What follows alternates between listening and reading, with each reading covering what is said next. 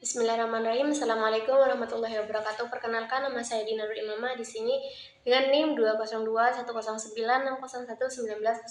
Di sini saya akan menjelaskan tentang materi akidah akhlak kelas 11 MA. Nah, yang pertama sejarah ilmu kalam. Yang pertama ada akidah Islam pada masa Nabi Muhammad. Nah, ketika Nabi Muhammad masih hidup, umat Islam ini masih bersatu padu. Belum ada aliran-aliran atau firqah di dalamnya. Terus apabila terjadi perbedaan pemahaman terhadap satu persoalan, nah maka para sahabat langsung berkonsultasi kepada Nabi. Dengan petunjuk Nabi tersebut, maka segala persoalan dapat diselesaikan dan para sahabat itu mematuhinya. Terus akidah Islam pada masa Khalifah Ar-Rasyidin. Nah, pada masa Khalifah Ar-Rasyidin di sini khususnya pada masa pemerintahan Abu Bakar dan Umar bin Khattab ini, persatuan umat Islam masih bisa dipertahankan. Biarpun pada awal masa Khalifah Abu Bakar As-Siddiq ini sempat muncul beberapa nabi palsu. Lanjut, akidah Islam pada masa Bani Umayyah. Nah, pada masa Bani Umayyah ini perdebatan di bidang akidah sudah sangat tajam. Kondisi ini terjadi karena kedaulatan Islam sudah mulai kokoh dan sehingga umat Islam ini semakin luas untuk mengembangkan pemikiran-pemikiran yang sebelumnya tidak tersentuh.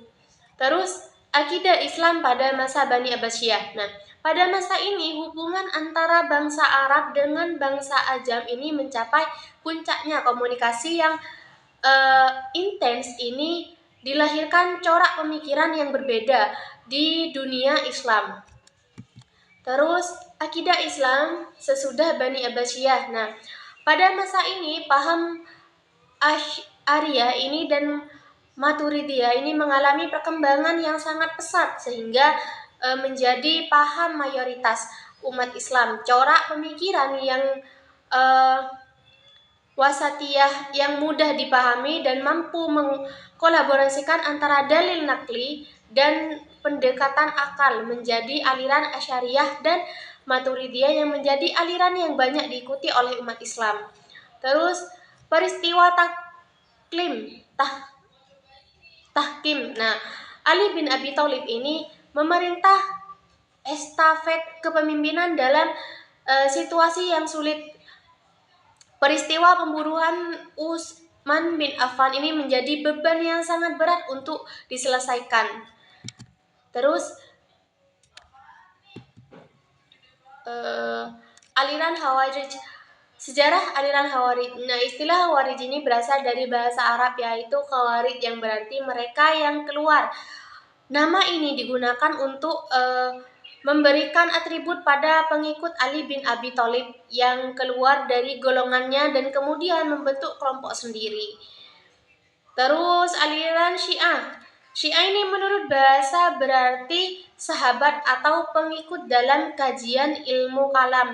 Nah, kata Syiah ini lebih spesifik ditunjukkan kepada orang yang menjadi pengikut atau pendukung Ali bin Abi Thalib. Terus aliran Murji'ah. Nah, untuk aliran Murji'ah ini, kata Murji'ah itu berasal dari bahasa Arab arja'a yang mana artinya itu menunda. Aliran ini itu disebut Murji'ah karena mereka menunda menghukumi persoalan konflik politik antara Ali bin Abi Thalib, Muawiyah bin Abi Sufyan dan Khawarij sampai pada hari perhitungan di akhirat nanti. Terus aliran Jabariyah. Nah, aliran ini muncul dari sikap yang skeptis terhadap situasi politik yang mana pada masa pemerintahan Muawiyah bin Abi Sufyan di sini perasaan untuk tidak terdapat dan itu kemudian dirumuskan dalam pemikiran teologi bahaya semua perbuatan manusia itu merupakan wujud kehendak Allah. Doktrin teologi yang demikian itu sangat menguntungkan Muawiyah yang saat itu sedang memegang kekuasaan. Terus aliran Qadariyah. Nah, aliran Qadariyah ini sejarah aliran Qadariyah. Di sini persoalan politik adalah latar belakang utama yang memicu munculnya aliran Qadariyah. Sehingga diketahui bahwa Muawiyah bin Abi Sufyan ini sangat gencar mendelegasikan pemerintah Ali bin Abi Thalib. Bahkan setelah Ali bin Abi Thalib meninggal, Muawiyah menggunakan berbagai cara untuk melemahkan pengaruh keluarga Ali bin Abi Thalib. Terus aliran Mu'tazilah. Nah, lahirnya aliran Mu'tazilah di sini itu tidak terlepas dari perkembangan pemikiran ilmu kalam yang mana sudah muncul sebelumnya. Aliran ini lahir bahwa dari tanggapan Wasil bin Atha atau salah seorang murid Hasan al-Basri. Nah, dibasar atas pemikirannya yang dilontarkan Khawarij tentang pelaku dosa besar. Terus aliran Asy'ariyah. Nah, aliran Asy'ariyah ini dinamakan aliran Asy'ariyah karena dinisbatkan kepada pendirinya, yaitu Abu al-Hasan Ali bin Ismail al-Asy'ari. Terus aliran Maturidiyah. Aliran Maturidiyah ini ada dua, Maturidiyah Samarkand dan Maturidiyah Burkara.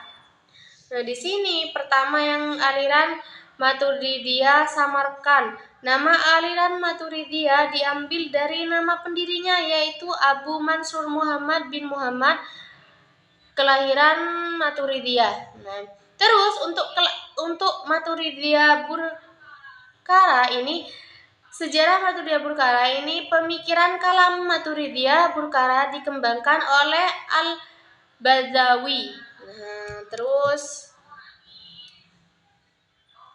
membunuh.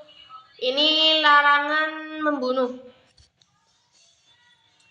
Ini poin yang B, membunuh. Larangan membunuh, pembunuhan atau perilaku pembunuhan sangat dilarang dalam Islam. Tentunya ya sangat dilarang dalam Islam dan merupakan kejahatan tingkat tinggi. Nah, terus liwat. Ini pengertian liwat. Kata liwat bukan kata asli dari bahasa Arab. Kata liwat ini berasal dari kata lut yang termasuk kata ajam. Oleh karena itu, keliru jika kata liwat ini dicari pecahan kata dari bahasa Arab yang asli. Asyakani mengkritik pendapat yang ingin menjadikan liwat adalah mushtaq. Terus meminum khamr. Pengertian khamr. Khamr secara bahasa berarti menghalangi dan menutupi. Dinamakan demikian karena khamr dapat menyelubungi dan menghalangi akal atau pikiran. Terus judi. Pengertian judi dalam Ensiklopedia Indonesia. Judi ini diartikan sebagai suatu kegiatan pertukaran untuk memperoleh keuntungan dari hasil suatu pertandingan, permainan atau kejadian yang hasilnya tidak dapat diduga sebelumnya. Tuh yang dimaksud dengan judi. Terus mencuri. Nah, kalau mencuri ini menurut Kamus Besar Bahasa Indonesia, kata mencuri berasal dari bahasa mengambil, milik orang lain tanpa izin dengan tidak sah, biasanya dengan sembunyi-sembunyi. Itu yang dimaksud dengan mencuri. Durhaka kepada orang tua. Nah, kedua